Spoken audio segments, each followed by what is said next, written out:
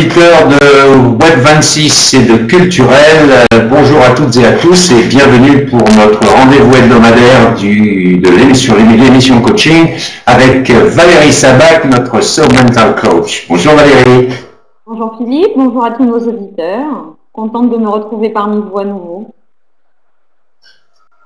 Alors aujourd'hui, on va parler des talents, le secret d'une vie réussie.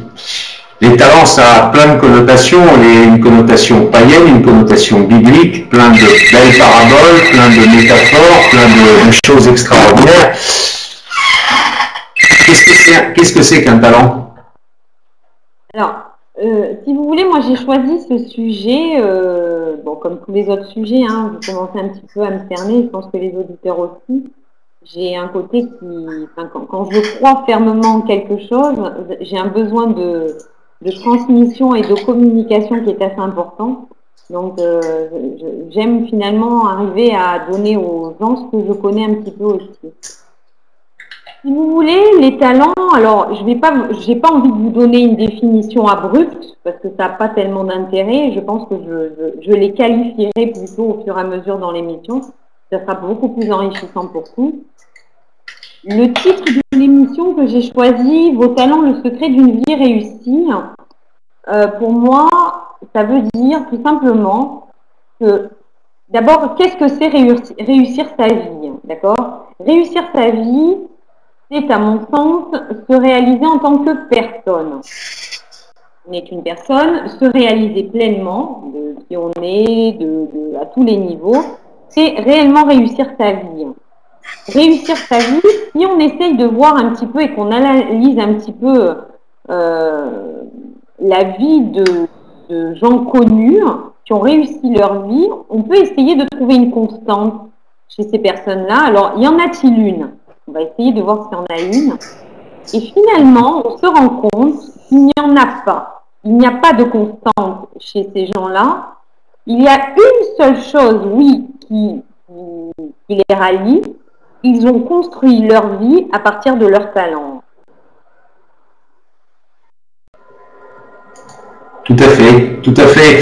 Alors qu'est-ce qu'on peut répondre à ces gens-là? C'est parce qu'ils n'ont pas su identifier leur talent, c'est parce qu'ils ont été mal accompagnés, ou est-ce que c'est simplement parce qu'ils n'ont pas voulu le voir pour X raisons, que ce soit de la flemmardise, un aveuglement instantané? Qu'est-ce qu'on doit leur répondre? Et est-ce qu'on doit leur dire qu'il est trop tard, ou est-ce qu'on peut leur dire que même à 70 ans, on peut toujours faire? Mais on peut avancer à tout âge dans sa vie. Tant qu'on est vivant, on a des tas de choses à faire. Quand on a la santé et qu'on a la chance d'être vivant, qu'est-ce qui vous empêche de pouvoir avancer à vous? Il y a des gens qui à 70 ans apprennent à nager, il y a des gens à 80 ans qui sortent leur premier livre, il y a des gens à 50 ans ou à 60 ans qui partent en reconversion professionnelle. Moi, je le vois quand je fais un bilan de compétences, par exemple, ou quand j'ai quelqu'un en coaching qui se pose des tas de questions. C'est réellement être vivant que de se donner la chance d'avancer dans ce que l'on aime. Si vous voulez, le talent, c'est quelque chose qui est gravé. C'est gravé, c'est-à-dire que vous l'avez. Après, comme disait Woody Allen, parce que je trouve que cette phrase est magnifique, le talent n'est rien, c'est le courage qui est tout. Absolument, absolument. Donc, quand on prend conscience que le talent n'est rien et que c'est le courage qui est tout, mais il faut aller au courage, c'est tout. C'est très facile de dire qu'on peut, qu'on aurait pu être virtuose en piano, mais de pas se lancer. C'est très facile de dire qu'on aurait pu être agrégé dans un certain domaine en chimie, mais de ne pas se lancer. Enfin, c'est quand même, c'est plutôt simple.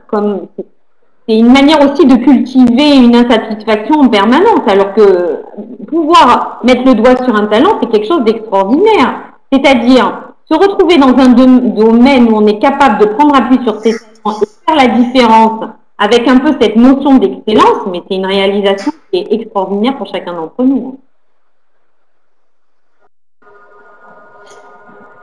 D'accord, mais je veux dire, cette avancée, et je crois que c'est un des points fondamentaux, le fait de pouvoir mesurer cet écart finalement entre quand j'étais petit et maintenant je vais progresser, je vais laisser s'épanouir.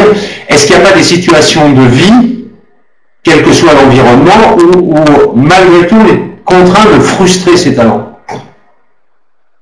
Non, vous n'êtes pas du tout obligé de frustrer vos talents. Quand vous êtes au quotidien, voilà, on va prendre votre exemple parce que je vous connais au niveau professionnel. On va dire que vous avez un talent un petit peu d'activateur, c'est-à-dire que vous êtes quelqu'un qui est impatient de passer à l'action, d'accord? C'est quelque chose qu'on arrive à faire rapidement chez vous. Donc ça s'appelle, c'est un talent qui s'appelle être activateur, c'est-à-dire que vous avez un côté, il faut passer à l'action. Mais qui vous empêche de passer à l'action? C'est quelque chose que vous pouvez faire au quotidien dans des tas de domaines. Ah ben, c'est la raison. Oui, vous avez tout à fait raison. Non, mais c'est pour ça qu'il y a 19 ans, j'ai créé PHMC, pour justement que plus personne m'empêche de passer à l'action.